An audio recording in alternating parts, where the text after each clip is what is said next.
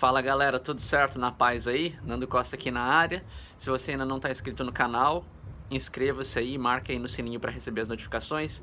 Deixa um like, compartilhe com os amigos. Se você está aqui no YouTube, me acompanhe lá também no Instagram, @NandoCostaMusic. Se você está assistindo aqui no IGTV, corre lá no YouTube e inscreva-se no canal para continuar acompanhando aí os vídeos.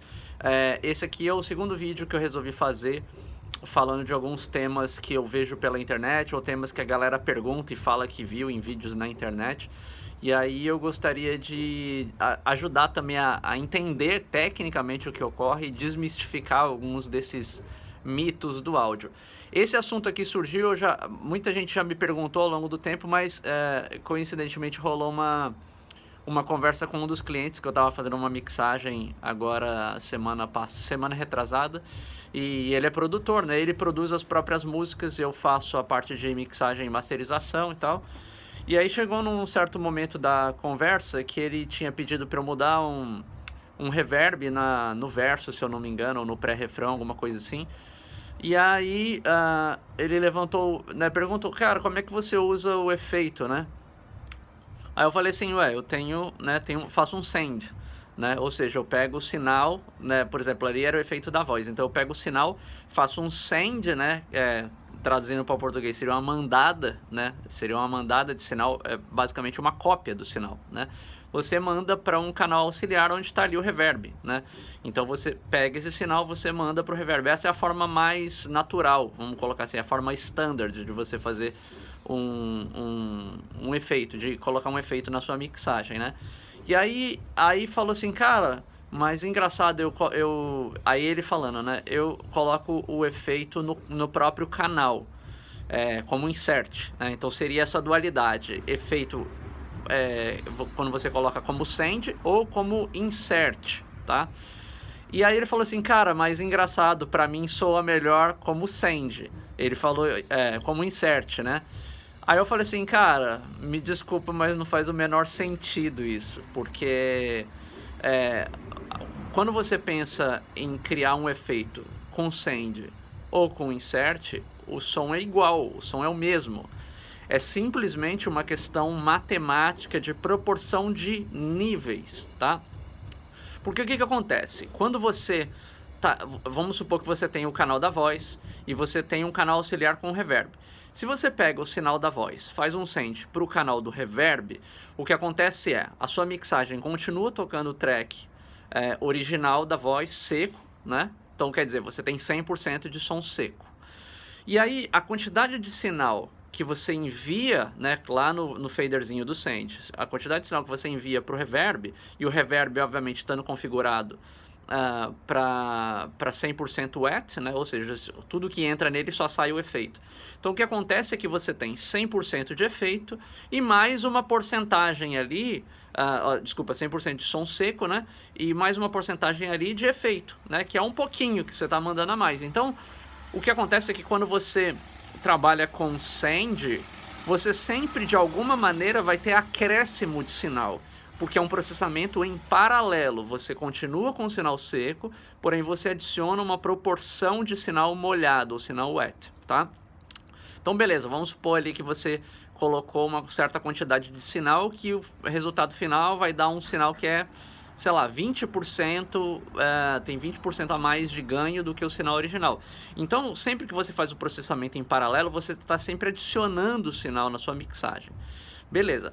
Quando você insere um processador de reverb ou delay ou qualquer coisa ali no seu track, você tem o parâmetro dry wet, tá? E esse parâmetro serve, sim, você só mexe nesse parâmetro quando você está trabalhando insertado, tá?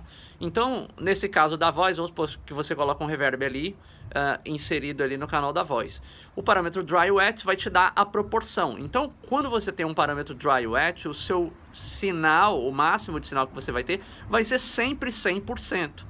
E aí depois você vai balancear quantos por cento você quer de seco e quantos por cento você quer de molhado. Então, nesse caso, o nível de sinal que você tem na mixagem se altera muito pouco, porque se você coloca, vamos supor, 50%, então você tem 50% do som seco, 50% de efeito, né?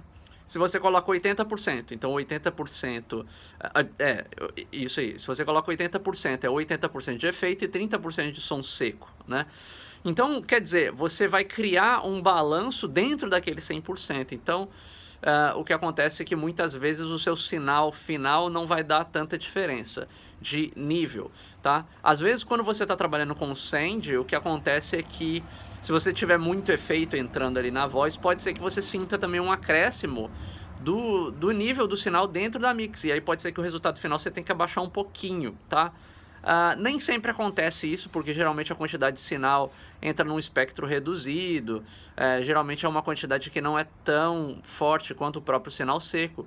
Então, acaba que, na maior parte das vezes, não altera tanto, você não sente necessidade de abaixar a soma depois, né? Mas pode ter algum caso onde isso ocorra. E no caso dessa mixagem, estava acontecendo isso, porque ele foi pedindo para colocar tanto efeito e deixar a voz tão espacial, que o próprio sinal ficou muito grande, né? Ficou pesado e tal. Então foi mais ou menos isso que aconteceu. E aí, então é basicamente isso, é uma coisa matemática, diferença de sinal. Então não tem diferença de timbre, você fazer sinal com send ou fazer sinal com insert, tá? Então é mais um mito do áudio. E deixar também só mais uma dica pra galera, né? Pra quando a gente for trabalhar com send, porque quando você trabalha com send, você tem duas formas básicas. Na maior parte dos DAW, você tem duas formas básicas de envio, que é pre-fader e post-fader, né? Antes do fader e depois do fader. E obviamente em sistemas de som com mais recursos, ou às vezes alguns DAWs que tem mais opções também, você pode ter diferentes pontos de envio além do só o pre-fader e o post-fader. Às vezes você pode ter pre-inserts, né, que seria antes dos plugins ou dos periféricos e tal. Você pode ter até na mesa de som mesmo, você tirar o sinal tipo depois do depois do equalizador. Então assim, enfim, entra aqui em questão vários tipos de signal flow, mas na maior parte dos casos o mais comum é a gente ver pre-fader e post-fader.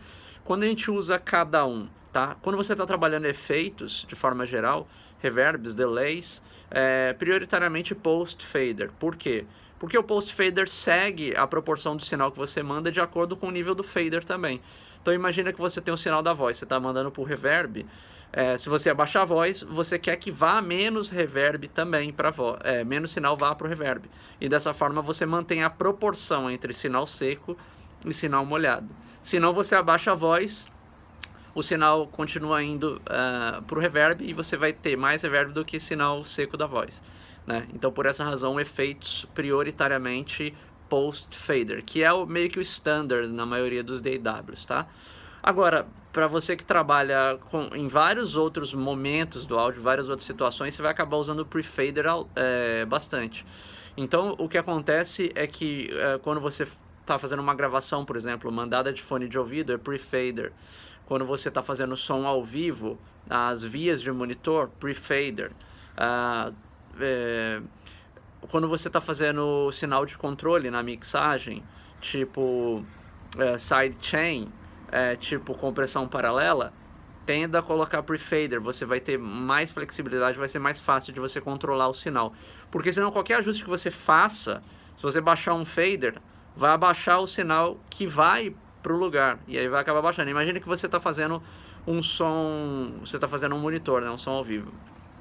E aí você tá ali na sua mesa de monitor, você tá fazendo a sua mix para você ouvir, né? E aí vamos supor, você abaixa a guitarra, e se tá tudo pós-fader, você abaixou sua guitarra, vai menos sinal pro guitarrista. O guitarrista vai falar, cara, minha guitarra tá baixa, porque você abaixou na sua mix. Então, quando você precisar ter uma separação entre as cópias e a sua mix principal, pre-fader. Então, na maior parte dos casos, mandada de fone de ouvido, vias de monitor, compressão paralela e sidechain também é muito legal, porque você mantém independente, né? Tudo que você puder fazer para manter independente a cópia facilita, tá? E aí, efeitos em geral, você tende a colocar post-fader, né? Post-fader, porque você vai querer que realmente o nível de sinal acompanhe o sinal original. Tá bom? Ficam aí algumas dicas em relação a send e insert, né? Desmistificar que não existe diferença de timbre alguma, é diferença de sinal apenas. tá bom? Se vocês curtiram esse vídeo aí, continuem ligados, inscrevam-se no canal, me sigam lá no Instagram, @NandoCostaMusic, deixa um like, compartilhe com a galera. Já temos mais vídeo aí, valeu, abração.